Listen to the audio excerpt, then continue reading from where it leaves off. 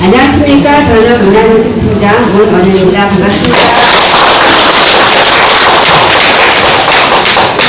우선 송광성 작가님 먼저 소개 드리겠습니다.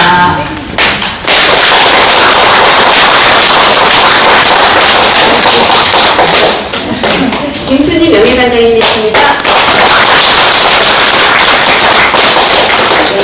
나머지 분들은 저희 인사 생략하고 서로를 위해서 환영의 박수 치겠습니다.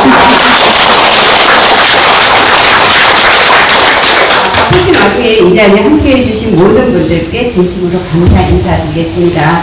오늘은 훌륭한 문화계들 많이 와주셨지만 다들 팬심으로 빨리 시작되기를 원하셔서 소개를 생략하겠습니다. 대담에 앞서 우선 김명신 낭송가님의 송광성 스필가님의 작품 제주 오동을 낭송하겠습니다.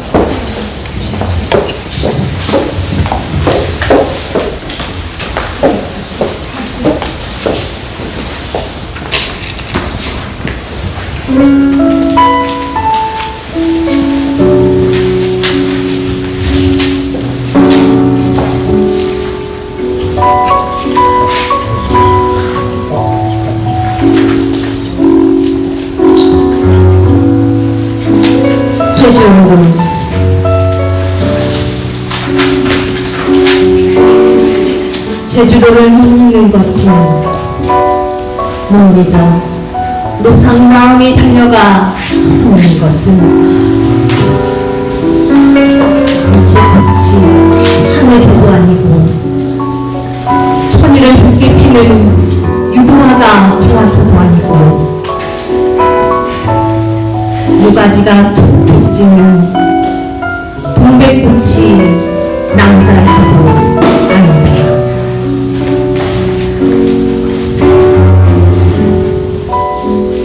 어느 아득한 정생에서인가 나를 버리고 야만 도주한 여자가 참아오며 참지 못해서 놓쳐버리고만 여자가 상태서 뭉치나 북두 칠성을 들고 은하수가에서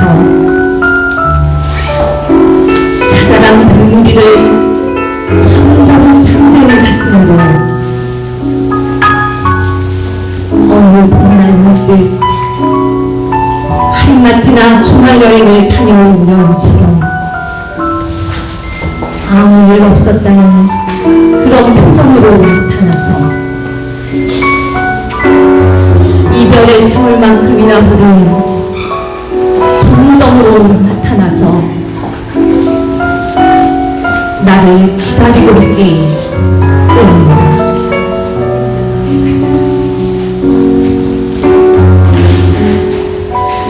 가슴 언저리 어디쯤 물을 묻고 누우면 누워서 한나절이나 반나절이나 침을 흘리다가 못을 보랏바다 아래밭을 흘른 파도도 칭얼거리다 지쳐서 잠이 들 때쯤이면 청동 거울처럼 반질한 내 해묵은 불면증도 곤히 잠들지 싶어서다.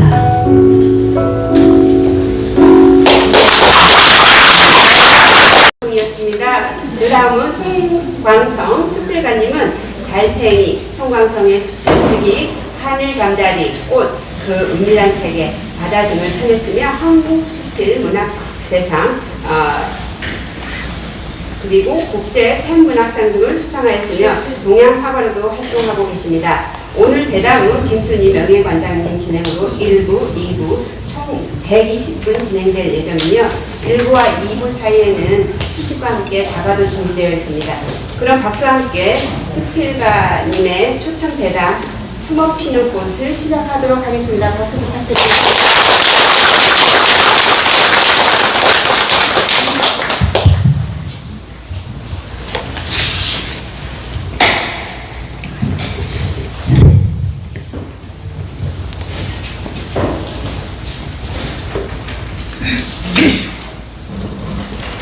여러분 시작하겠습니다. 네, 반갑습니다. 네, 요즘 건강은 어떠십니까? 10월 초에부터 감기 걸려가지고 한두 달 고생하다가 아직도 완전히 떨어지진 않고 목에 좀 남아있는 것들. 네, 뭐 아프면서 큰다는 말이 있는데 선생님은 아프면서 젊어지는 그런 생각이 봅니다. 아프고 나니까 조금 더 성숙해지는 것이에요. 네, 아직도 선생님은 성장 도상에 계십니다. 그러면 오늘 여러분 선생님들 많은 분들이 와주셨는데 선생님하고 대담을 하게 돼서 정말 영광입니다. 선생님은 백두산 기슭에서 태어나서 거기가 인생의 기착지인 거죠. 그래서 지금 현재는 제주도에 정착하시려고 마음 먹고 계십니다.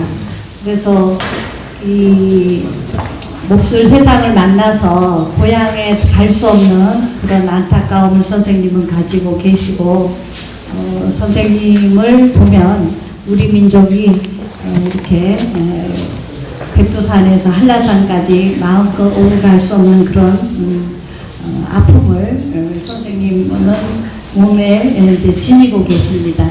그래서 이런 의미를 선생님께서 한번 짚어주시겠습니까? 늘 생각하는 이것이니까 사실 제 고향은 함경남도 홍만군 보현면이라고 그래서 한 30리 들어가면 30리 들어가면은 산수갑산이에요. 옛날 유배지에. 그리고 좀 가면 이제 그 개마고원이 되죠.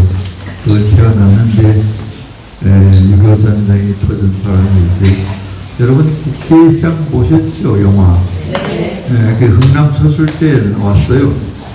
그래서 여기 와서 고생도 많이 했지만 오늘 고향에 대한 그리움이 있었는데 이 전쟁이라고 하는 것이 악이고 우리들에게 주는 비극이긴 하지만 또 어떤 면에서 보면 전쟁이라는 것이 어떤 사람에게는 또 하나의 기회가 되지 않나 그런 생각을 해왔어요.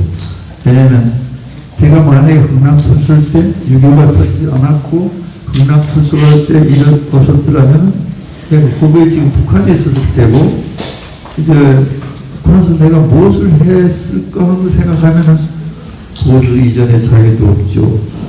공부한테 과목의 선택 자유도 없죠. 직업 선택의 자유도 없죠. 한 사람을 찬양하는 그런 옥두가시 같은 삶을 살았지 않겠나. 그 생각을 하면은 쑥골용사해요. 그래서 성남 쳤을 때 나왔고 고생은 했지만은 이 남에 와서 자유를 만끽했고 고조 이전에 자유가 많이 보장됐으니까 근데 이렇게 제주도에도 와서 여러분을 만나게 되는 이것도 전쟁이 아니었다면 올 수 없는 기회라고 생각해요. 그래서 전쟁은 악이지만 한편으로 저희 같은 살아남은 자에게는 하나의 기회가 되지 않는가. 그래서 오늘 여러분도 이렇게 만나고 얘기도 할 수 있지 않았나. 그런 면에서 또 긍정적으로 생각합니다. 저는 이렇게 살아있는 것이 전쟁통에 모두 생명을 희생하신 그런 분들의 삶을 내가 대신 살아주는 건 아닌가 그런 생각을 가끔 할 때 있어요. 그래서 잘 살아야겠다 그런 생각하게 됩니다. 네, 선생님은 이제 우리 민족의 비극인 6.25를 아주 선생님 스스로에게 아주 긍정적으로 해석해 주셨습니다. 지금 선생님은 남원도 유이미리에 와서 살고 계신데 어떻게 여기에 정착하게 됐는지 그리고 선생님이 그곳에 대한 애정 같은 거 그런 거 알고 싶습니다. 제가 그 흥남 철수 때 와서 부산에 내렸어요. 부산에서 3년 있다가 이제 50강년도 휴전협정이 되면서 서울로 왔습니다. 그래서 서울도 살면서도 계속 그 고향에 대한 그림, 다시 말하면 그 고향을 상실한 사람들이 그 상실감 있잖아요. 그래서 어딘가 뿌리를 내릴 곳을 늘 찾고 있었어요. 그래서 이제 강원도 쪽으로 가면 춘천 가다 보면 강촌이라고 있죠. 거기다 좀 땅을 마련해서 집 짓고 너네는 살아야겠다. 원주 또 가다 보면 간현이라는 곳이 또 아름다운 곳이 있었어요. 거기서 또 한번 살았습니다. 또 이제 전주 내릴 때는 또 가면 대전 다음에 이제 가수원이라고 있어요. 과수원이 아니라 가수원이라고 있는데 거기서 한번 살아봤으면 늘 이렇게 마음이 떠돌았다가 79년도에 처음 제주도 왔어요. 왔더니 이거 지금 내가 제주도가 이렇게 곳인 줄 몰랐죠. 왜 남쪽에 있는 섬이라고만 알았지. 완전히 스위스의 길이 불시착한 것 같아서 아니 여기 수수나가 피고 동백이 펴있는 거 귤이 노랗는데 한라산에 눈이 하였더라. 그때가 2월이었어요. 이런 별천지는 우리나라에 이런 데가 있나 그렇게 생각할 정도로 놀랐습니다. 그 후에 제주도 올 생각을 했지만 좀 멀었어요. 또 직장 다니고 아이들 키우고 하니까 정년퇴직하고 평창에 들어가려고 땅을 사놨어요. 그다 가서 이제 돌멩이나 걷어내고 이제 농사 지으면서 살겠다 하는데 우연히 제주도 그 인터넷 들어갔다가 매물이 나오더라고요. 그래서 내려와 보고 내 차례 왔다가 위미리에 왔습니다. 그래서 계약을 하면서 그 위미리가 어떤 말인지도 모르고 계약서 쓰다가 위미리라고 해요. 위자가 무슨 위자냐 그러니까 할 위자냐 있잖아요. 하다 뭐하는 또 위하여 하는 그 위자. 그 다음 아름다운 위자 쓴다는 거예요. 그 다음에 내가 야 이거 주문한 것도 아니고 맞춤도 아니고 어떻게 이렇게 딱 적중했나 싶어요. 왜냐면 제가 하는 일이 글 쓰는 거고 그림 그리는 일이니까 그게 위미죠. 미술 아름다움을 창조하는 곳이니까. 그래서 이제 잘 선택했다. 마치 기성쪽 옥집에 갔는데 딱 맞는 옷을 맞춰 입은 그런 기분이었어요. 네. 지금 10몇 년이냐면 내년 3월 1일이면 14년입니다. 놀라운 적중력이세요. 네. 제주도에서 제일 아름다운 곳이기도 합니다. 위미리는. 네. 남원에는 내리는 햇빛의 당도가 다릅니다. 달콤한 햇빛이 내리는 곳이죠. 그래서 저도 늘 남원을 지날 때는 유리창을 열고 겨울에도 하는 정도입니다. 선생님이 저는 선생님 볼 때 처음 뵀을 때 선생님한테서 느낀 그 느낌은 정중동 이렇게 조용한 것 같으신데 굉장히 속에는 불 끓고 있는 용암 같은 걸 느꼈고요. 뭐라 그럴까 또 떠오른 단어는 이분은 숨어피는 꽃이다. 이 시골 한촌 그 자배봉 기슭에서 이름 없이 살아가시는 것 같은데 결코 이름 없는 게 아니죠. 우리가 아무것도 안 하는 것 같지만 사실은 선생님하고 저하고 공통점이 뭐냐면 꽃 가꾸기를 좋아한다는 거예요. 그래서 그 자기가 있는 곳을 잠시도 가만두지 못하는 이런 게 있고 그렇습니다. 그래서 선생님이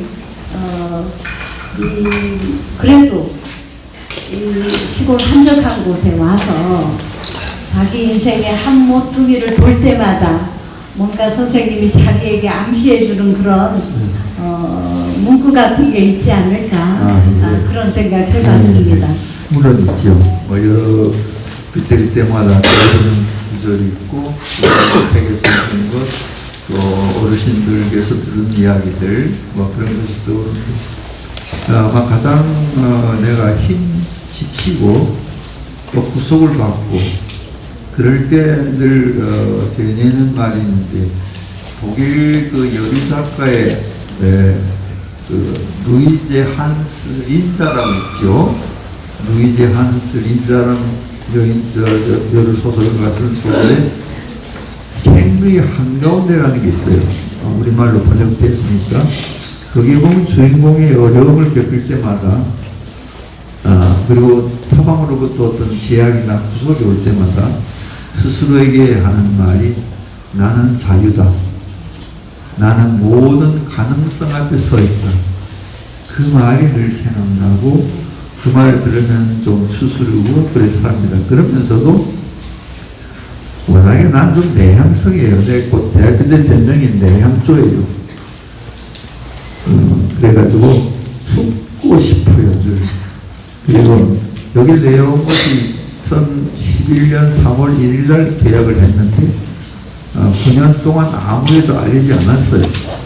서울에 있는 제자들밖에 그것도 나중에 알게 되는데 여기도 이제 아는 분들이 지인들이 별로 있죠. 근데 알리지 않았고 그냥 그래서 내려와서 일하다 올라가고 일하다 올라가고 지금 그 뒤에 있는 자배봉에도 못 올라가 봤어요.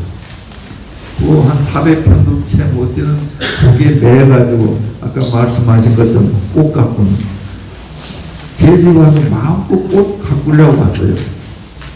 그래가지고 제 그 작업실 당화요 반화재입니다.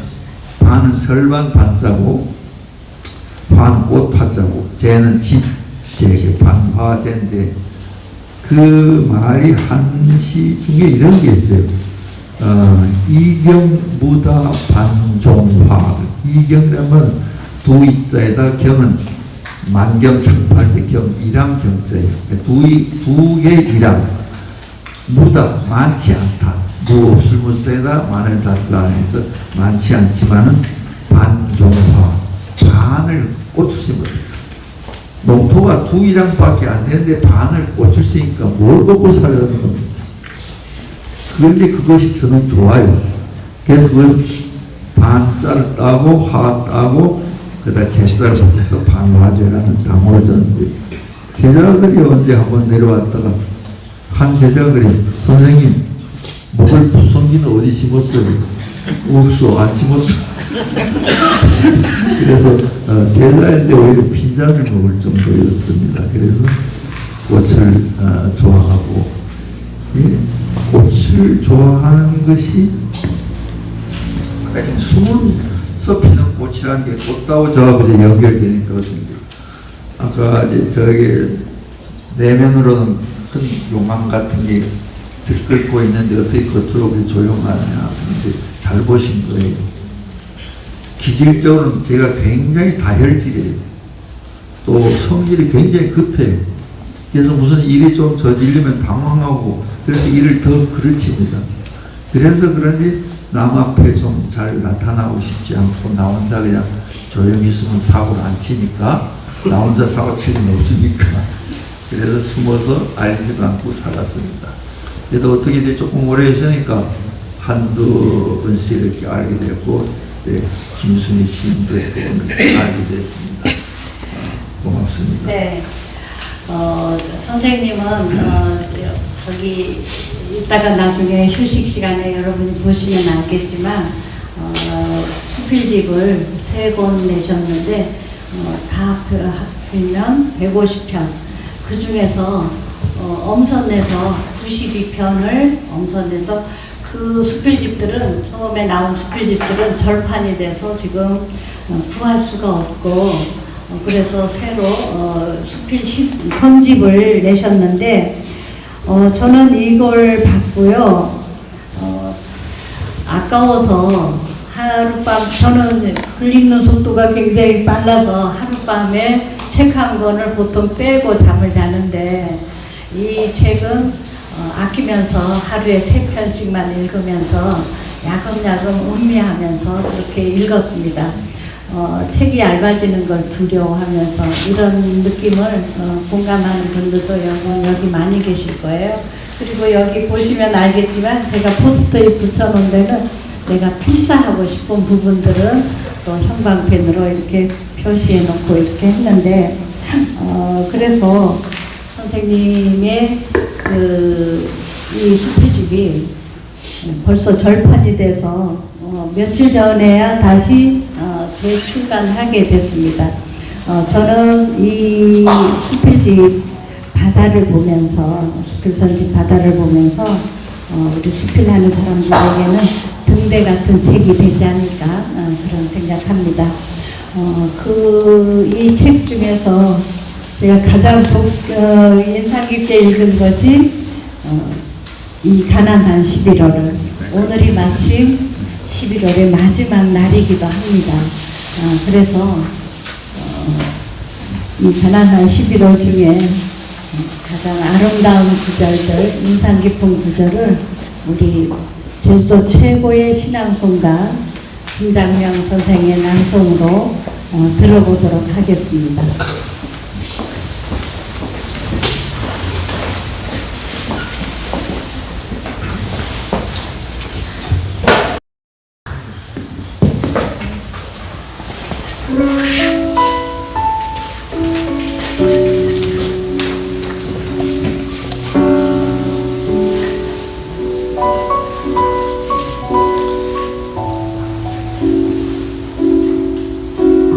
이 가난한 11월을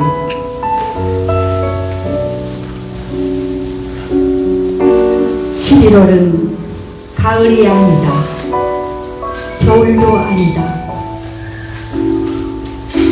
11월은 늦가을과 초겨울이 만나는 그 언저리 어디쯤이다. 입동과 소설이 들어있지만 그것은 달력 속의 절후에 지나지 않는다. 비가 오다가 눈이 되기도 하고 눈이 다시 비로 변하는 달, 진눈깨비의 달, 노란 산국화도 보랏빛 쑥부쟁이며 구절초도 11월에는 모두 빛을 잃는다.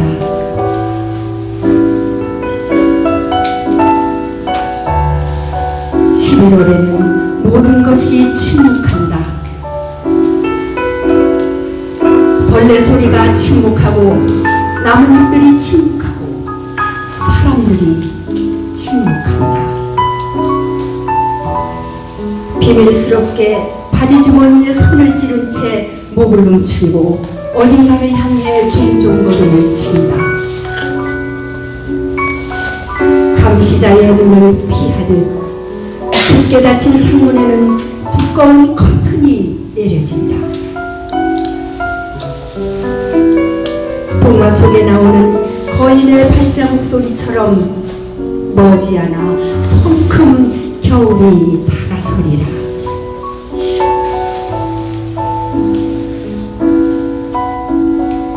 석양을 등지고 서 있는 억새의 저 가벼운 몸짓처럼 구름이 가벼워지고 그 위를 날아가는 철새들의 깃털이 가벼워지고 그리고 우리도 가벼워진다.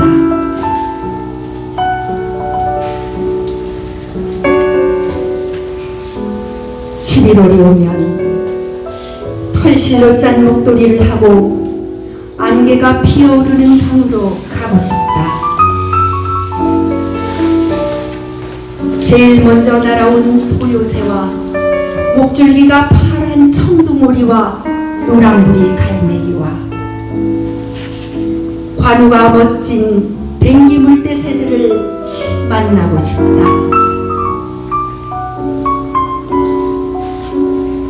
갈대밭 뒤로 부는 바람에 고개를 끄덕이다가 아득히 멀어져가는 먼 산을 보며 또 고개를 끄덕이다가 돌아오는 길에 불빛이 아늑한 어느 목로에 앉아 한 잔의 술로 식어가는 가슴을 데우고 싶다.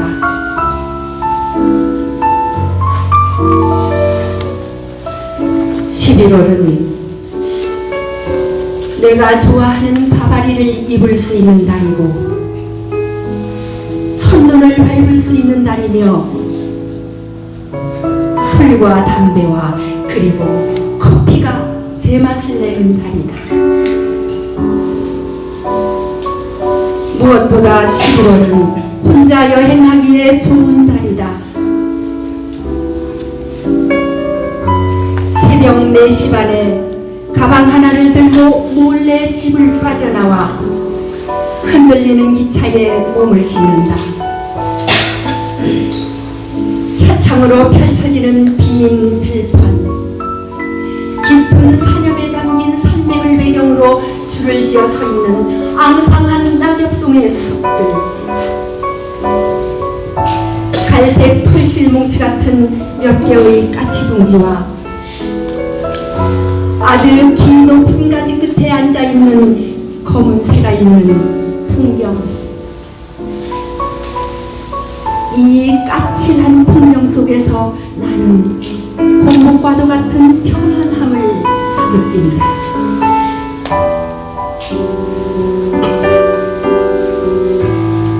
(11월은) 이미 흘러가버린 일에 대하여 후회하기에는 너무 많은 시간이 지나갔음을 알게 하고, 새로운 미래를 설계하기에는 남은 날들이 얼마 되지 않음을 깨닫게 한다. 그러나 그냥 잠들기에는 아직은 이른 시간. 가볍게 떠나는 모든 것들에게 목례를 보내고 어두운 방에 불을 켠다. 그리고 가만히 기다린다. 공복처럼 편안한 11월의 마지막 밤을.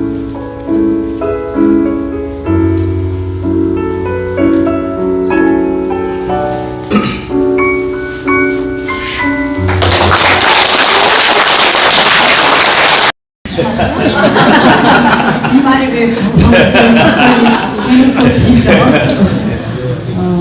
정말로 아름다운 11월이라는 게 여러분 눈앞에 막 그려졌죠. 예. 선생님, 인자는 사람이다라는 말이 있습니다. 예.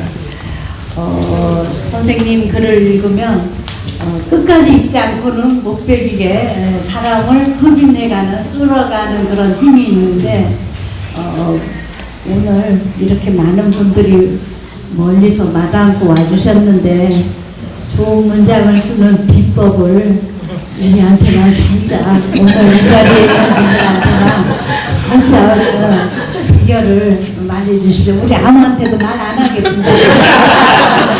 여러분 정말 그럴 거예요? 네. 약속했습니다. 글을 잘 쓴다. 모든 글 쓰는 사람들이 로망이죠. 그러나 어떤 분야든 간에 정점에 도달한다는 것은 어려운 얘기죠. 정말 각고의 노력, 남보다 더 배를 더 노력해야만 그 점점에 닿을까 말까 합니다. 대개들 7분 능선에서 포기하거나 9분 능선에서 또 내려오기도 합니다. 마지막 정상까지 점치는 사람들은 그래서 적습니다. 그래서 예술이란 완전히 하나의 피라미드예요. 피라미드에서 결국 수없이 많은 사람들이 거기에 도전하지만 피라미드 꼭대기는 역시 한 사람밖에 설 수 없는 그런 좁은 공간밖에 허락되지 않아요.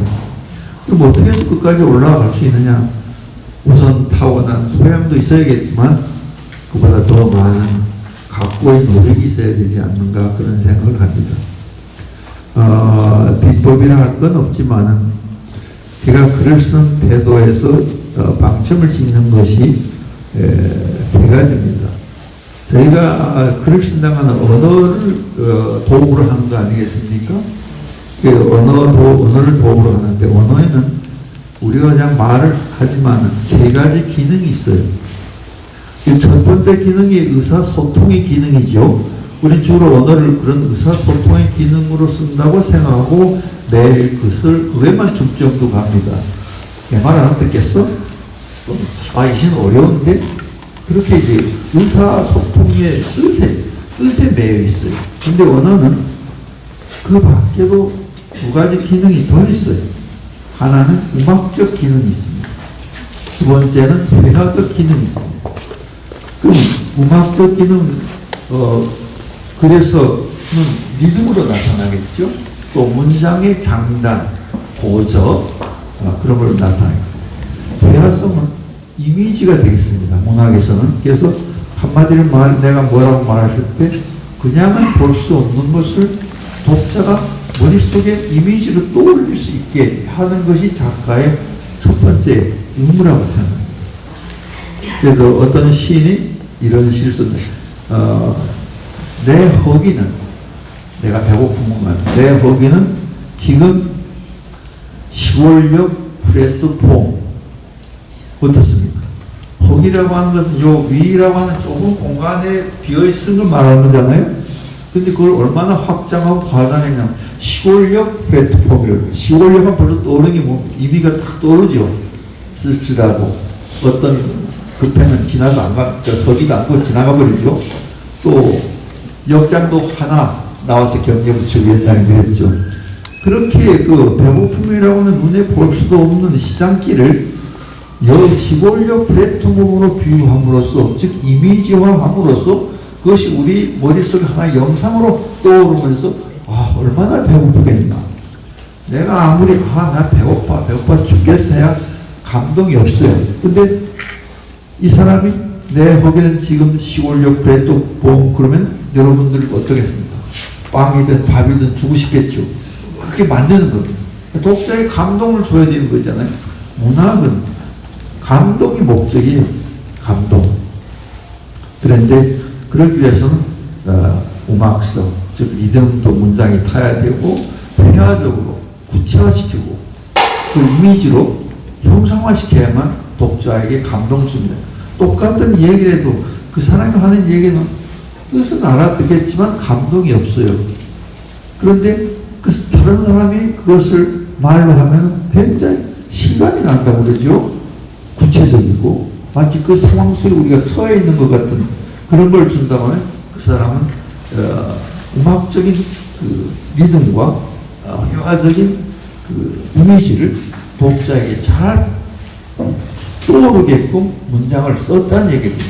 그러니까 언어의 세 가지 기능에 우리는 너무 지나치게 뜻을 전달하는 데만 있기 때문에 결국은 그 음악성이나 회화성은 설명 안 하고도 우리를 그 장소로 더 밀어 넣어줘요. 예를 들어서 작가가 어떤 대상이나 상황과 독자 사이 가운데 끼어들어가지고 이 상황을 중개하는 식으로 말하는 것이 바로 설명문입니다. 그 설명을 듣고 싶어서 작가와 대상 사이, 독자와 대상 사이 작가가 끼어들기 때문에 거리가 멀어지는 거예요. 그럼 작가는 어떻게 되면 독자로 하여금 그 상황과 대상과 대면시켜버려야 돼요. 직접 다이렉트로 서로 만나게 해주는 것이 작가의 능력입니다. 그러기 위해서는 이미지를 잘 살려서 실감하고 머릿속에 그 상황을 잘 떠오르게 하고 거기다 리듬도 그 상황에 맞게끔 리듬을 문장을 타줘야 돼요. 예를 들어서 여기 지금 테이블 속에 꽃병이 있는데 문이 열리면서 이제 바람이 들어와서 꽃병을 쳐 넘겼다 이런 상황이라고 합시다. 그걸 이제 두 가지로 표현할 수 있을 겁니다. 창문이 덜컹거리더니 확 열렸다. 한 줄기 바람이 들어오더니 테이블에 있는 꽃병을 쓰러뜨렸다. 카페트에 쓰러진 꽃병이 깨져서 꽃이 낭장에 늘어졌다. 이렇게 표현할 수 있겠죠? 그러니까 바람이 불자 테이블에 있던 꽃병이 쓰러지면서 깨져서 꽃이 낭장에 흩어졌다. 어느 게 설명적인 것 같아요? 앞일 겁니까? 나중 겁니까? 나중 게 설명적이죠? 그러니까 간접적인 거죠. 그러면 아까 창문이 덜컹거렸다. 상황 딱 제시합니다. 한 줄기 바람이 불렀다. 꽃병이 쓰러졌다. 꽃이 낭장에 흩어졌다. 한 장면 한 장 마치 스냅 사진처럼 여러분 머릿속에 이미지가 탁탁 던져지는 거죠. 그러니까 그 상황을 자기가 들어가 보는 거 같아요. 그것이 실감이라고 합니다. 실감. 그러니까 실감이 나게 해요. 근데 설명, 문장이 길어지면 저절로 설명이 돼버리고 간접적이 되고 독자와 대상과 상황 사이에 작가가 개입하는 것이 되고 그렇게 그게 설명문인데 대개 수필을 쓰라고 그러면 자기 삶을 얘기하거나 자기의 본 사물에 대해서 묘사하는데 높아심에서 못 알아들을까봐 설명을 자꾸 붙여요. 부연 설명합니다. 그러다 보니까 독자는 대상과 상황에 직접 부딪히지 않고 작가가 소개하는 말, 설명을 들으니까 간접적인 흥미가 없어. 그게 재미없어. 그러니까 작가는 결순된 말을 전략해야 돼. 우리 옛날 그 어른들, 조선시대 그 선비들이 문장가들이 뭐라고 했냐면, 말을 버려라. 역설법이죠. 아니, 말로 쓰는 글인데 어떻게 말을 버리고 글을 쓰느냐. 그 말은 쓸데없는 말을 버려라. 꼭 거기 필요한 말만 해라. 예를 들어서, 그래도 설명 잠깐 했습니다만, 케이블에 하얀 은색만 있는데 거기에 빨갛고 크고 먹음직한 사과가 하나 놓여 있다. 설명하고 있는 거예요. 묘사하고 있는 거죠. 사과 그러면 여러분 머릿속에 딱 떠오르는 게 뭡니까? 파란 사과 떠올라요? 찌그러진 사과 떠올라요? 빨간 사과. 먹음직한 걸까요? 먹음직하지 않은 사과 떠올라요? 그것을 설명할 필요가 없고, 이게 바로 사족이라는 겁니다. 부연 설명입니다. 그냥 은쟁반위에 사과 한 알이 놓여있다 그러면 독자 이미지 자기가 체험한 걸 떠올립니다. 가장 좋고 빨간 사과, 가장 크고 먹음직스러운 사과. 또 은쟁반도 오래되면 은쟁반 꺼먹게 녹있습니다만 은쟁반 치면 다 하얘지. 누가 녹슨 은쟁반 내놓습니까? 그런 어떤 일반적인 상식이란 체험을 독자가 다 가지고 있는데 그걸 일깨워주고 얻어주는 것만 작가의 역할입니다. 높아지면서 이건 크고 하얗고 먹음직스럽고 달콤하고 빨갛고 그런 사과가 놓였다. 이게 잔소리고 독자는 그 다음에 시들해집니다. 까만 타일 바닥 위에 케이블이 하나 있고 그게 은쟁반에 하나 놓여있다. 그리고 그게 사과 하나에 있다. 그럼 하나의 정문화 같이 딱 머릿속에 떠오르잖아요. 그것을 노려야 되는 겁니다. 아까 그 말과 똑같아요. 바람이 불니까 창문이 열리고 그거 쓰러져가지고 병이 나가서 깨져서 남자고 설명하는 거예요. 근데 그것을 깨닫는 것이 어려워요. 그래서 말을 버리라. 그리고 언어에는 세 가지 기능. 음악성을 잊지 마. 그래서 상황을, 긴급한 상황을 묘사할 때는 문장을 짧게 스타카토로 나가요. 그 다음에 어떤 명상이라든가 자기 그 생각을 말할 때는 긴 문장을 유연하게 끌어갑니다. 자기 생각을 풀어내는 거니까.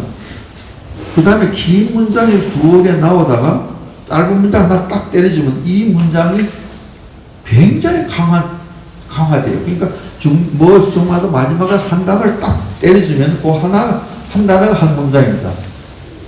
그러면 이 모든 게 그거 하나로 딱 정리되면서 강력함. 똑같은 걸 말해도 말하는 방법에 따라서 주는 효과가 다르다는 겁니다. 그 밖에도 뭐가 있어야 되냐면 그 작가의 체험이 진실되게 표현되겠죠. 그게 어떤 그 가식을 더하다는 거.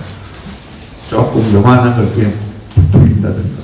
그러면은 독자가 그걸 금세 눈치채버려요. 정말 진실로 자기가 느낀 거. 그래서 자기가 체험하지 않은 것은 한 줄도 쓰지 않았다. 괴테가 한 말이에요. 체험처럼 힘 있는 것은 없죠.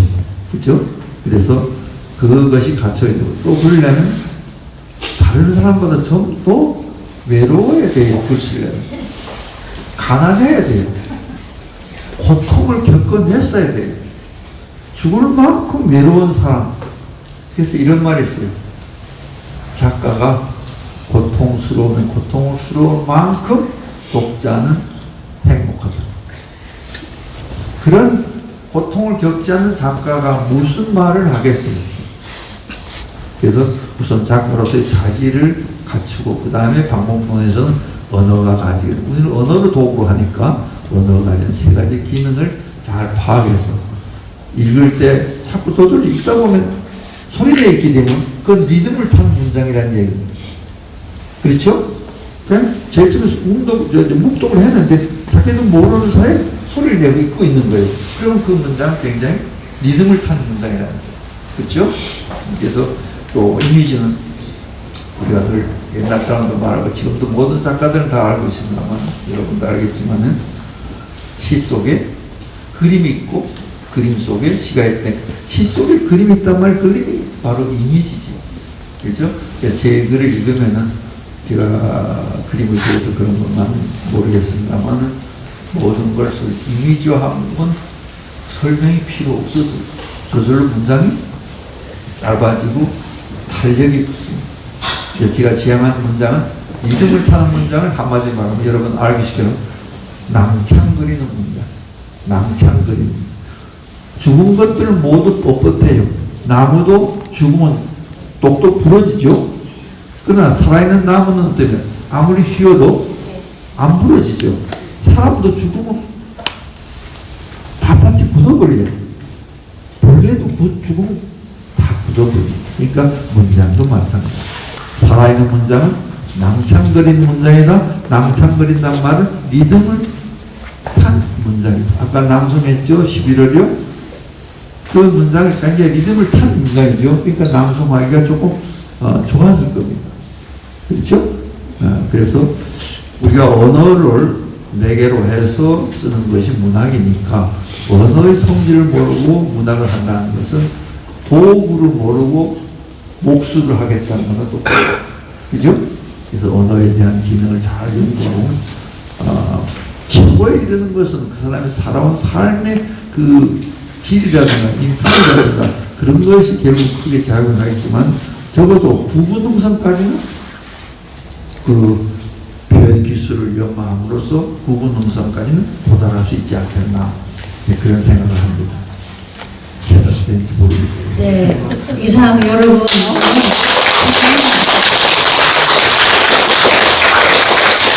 한강성의 문장은 한 권을 도파한 걸로 들었습니다. 네, 선생님 고맙습니다.